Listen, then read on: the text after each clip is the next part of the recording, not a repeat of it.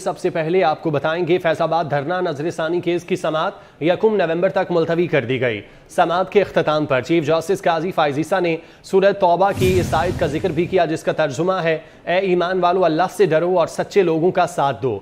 Chief justice ने कहा कि देखना होगा केस को लाइव दिखाया जा सकता है या नहीं। सुना है पब्लिक ने सुप्रीम कोर्ट की बराह रास्त नशरियात को पाक भारत मैच से ज्यादा एंजॉय किया।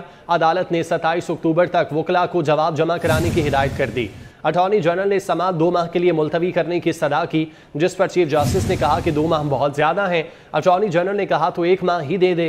सुप्रीम कोर्ट ने फरीकैन की जानिब से दरख्वास्त वापस लेने की इस्तदा पर हैरानगी का इजहार किया। अमानत गशकोरी हमारे साथ मौजूद हैं, तफसीलात उनसे जानते हैं। अमानत, आज की समाअत का अहवाल बताइएगा। सुप्रीम कोर्ट में फैजाबाद धरना नजरसानी केस की समाअत हुई है। चीफ जस्टिस पाकिस्तान काजी फायजीसा की सरबराही में 3 रुकनी बेंच ने समाअत की है और सुप्रीम कोर्ट ने केस की समाअत 1 नवंबर तक मुलतवी कर दी है। और सुप्रीम कोर्ट की जानिब से वकला को यह हिदायत जारी की गई है कि 27 अक्टूबर तक अगर कोई जो फरीकैन हैं उनके वकला जवाबात तहरीरी तौर पर जमा कराना चाहते हैं तो वो करा सकते हैं। 27 नवंबर तक जवाबात जमा करा दिए जाएँ।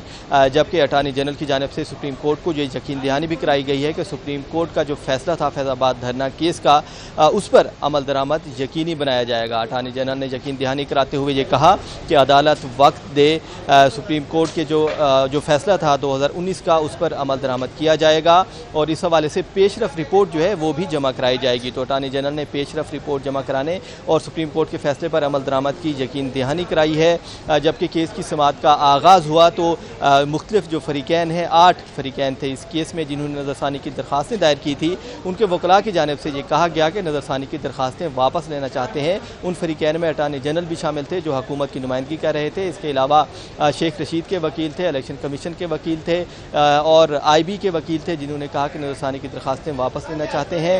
ताहम MQM जिसने नजरसानी की दरख्वास्त दायर की थी, ताहम उसका वकील पेश नहीं हुआ। तो सुप्रीम कोर्ट ने MQM को नोटिस जारी किया है कि वो बताए कि नजरसानी की दरख्वास्त वापस लेना चाहती है या इस केस की पैरवी करना चाहते हैं। जब दरख्वास्तें वापस लेने की बात की गई तो चीफ जस्टिस पाकिस्तान का कहना था कि आप दरख्वास्तें क्यों वापस ली जा रही हैं। जब नजरसानी की दरख्वास्तें दायर हुई तो उससे कहा गया था कि सुप्रीम कोर्ट के फैसले में नकाइस हैं, तो अगर नकाइस थे तो आप वो बताए जाएँ क्या नकाइस थे, और अगर नजरसानी की दरख्वास्तें वापस ली जा रही हैं तो फिर इस बात को तस्लीम किया जा रहा है कि सुप्रीम कोर्ट का फैसला दुरुस्त था। PTI के वकील अली जफ़र से चीफ जस्टिस पाकिस्तान ने इस्तफसार किया, जिस पर अली जफ़र का कहना था कि बिल्कुल सुप्रीम कोर्ट का जो फैसला था वो दुरुस्त था और ये हिदायत है कि अब नजरसानी की दरख्वास्त वापस ले ली जाए। जिस पर चीफ जस्टिस पाकिस्तान का कहना था कि मैं 3 मरतबा आपसे पूछूंगा, आप बताएं कि आप नजरसानी की दरख्वास्त वापस ले रहे हैं। जिस पर अली जफ़र का कहना था कि वो दरख्वास्त वापस लेना चाहते हैं। जिस पर चीफ जस्टिस पाकिस्तान का कहना था कि हमने अपने फैसले में साने 12 मई का भी जिक्र किया था कि जब 55 लोग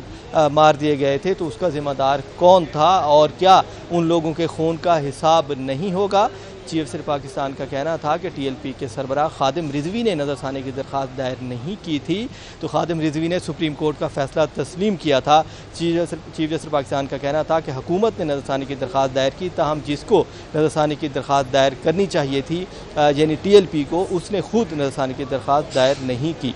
चीफ जस्टिस पाकिस्तान ने कहा कि फैजाबाद धरना जब दिया गया तो पूरे मुल्क को अजियत से 2-4 किया गया और टेंशन थी, जजेस को भी परेशानी का सामना करना पड़ा, तो क्या उस फैसले पर अमल दरामद नहीं होना चाहिए। जिस पर अटॉर्नी जनरल ने ये कहा कि सुप्रीम कोर्ट के फैसले पर अमल दरामद होना चाहिए और दीगर जो वकला थे फरीकैन के, उन्होंने भी ये कहा कि सुप्रीम कोर्ट का फैसला दुरुस्त था। जिस पर चीफ जस्टिस पाकिस्तान काजी फायजीसा ने कहा कि अगर फैसला दुरुस्त था तो अब हमने अपना काम कर दिया है, अब हुकूमत की ये जिम्मेदारी है कि वो फैसले पर अमल दरामद कराए। कल को अगर कोई शख्स सुप्रीम कोर्ट आ गया और ये कहे कि फैजाबाद धरने पर एक्शन लिया जाए तो फिर क्या होगा। चीफ जस्टिस पाकिस्तान ने कहा कि बेहतर होगा कि हुकूमत खुद ही सुप्रीम कोर्ट के फैसले पर अमल कर दे। इस तरह नहीं हो सकता कि हुकूमत ये कहे कि इस मामले पर मिट्टी पाओ। चीफ जस्टिस काजी फायजीसा ने कहा कि क्या साने 12 मई पर भी मिट्टी डाल दें, इस तरह जो है मामलात नहीं चलते। चीफ जस्टिस ने मिसाल दी कि बैरून मुमालिक में अगर कोई 80 साल का शख्स भी जुर्म करता है तो उसको सज़ा मिलती है, लेकिन हमारे मुल्क में कानून की हुक्मरानी नहीं होती। चीफ जस्टिस पाकिस्तान ने कहा कि जब धरना होता है तो कंटेनर लगा दिए जाते हैं, क्या कंटेनर से मसाइल का हल निकाला जा सकता है। चीफ जस्टिस पाकिस्तान ने कहा कंटेनर लगाने से मसाइल का हल नहीं निकलता, बल्कि जो अदालती अहकामात हैं उन पर अमल दरामद होना चाहिए और जो रियासत है उसको अपनी रीट कायम करनी चाहिए। चीफ जस्टिस पाकिस्तान ने कहा कि जब जब फैज़ाबाद धरना केस चल रहा था तो उस वक्त वज़ारत दिफा के उस वक्त के नुमाइंदे जब पेश हुए और उनसे पूछा गया कि उन्होंने धरना क्यों नहीं रोका, तो उनका ये कहना था कि ये उनकी ज़िम्मेदारी नहीं है। चीफ जस्टिस काजी फाइज़ा ने कहा कि वज़ारत दिफा के नुमाइंदे की जानिब से ये जवाब देना हैरान कुन था, क्योंकि वज़ारत दिफा की अगर ज़िम्मेदारी नहीं है कि वो सिक्योरिटी के मामलात देखे तो फिर कौन इस मुल्क में सिक्योरिटी के मामलात को देखेगा। चीफ जस्टिस पाकिस्तान ने कहा कि हमने आर्मी चीफ समेत जितने भी अफवाज पाकिस्तान के सरबराहान हैं, हमने उनसे अथॉरिटी वापस नहीं ली, हमने किसी एक शख्स की निशानदही नहीं की, हमने सुप्रीम कोर्ट ने किसी से जो है अथॉरिटी वापस नहीं ली। तमाम सुप्रीम कोर्ट ने ये कहा था कि जो कानून को तोड़ रहा है उसके खिलाफ एक्शन होना चाहिए।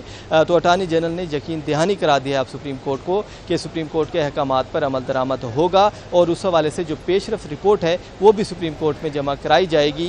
इसके साथ सुप्रीम कोर्ट ने 1 नवंबर तक आप समाअत मुलतवी की है और 27 अक्टूबर तक जो वकला हैं फरीकैन के उनको तहरीरी जवाब जमा कराने। बहुत शुक्रिया, तफसीलन आप आगाह कर रहे थे।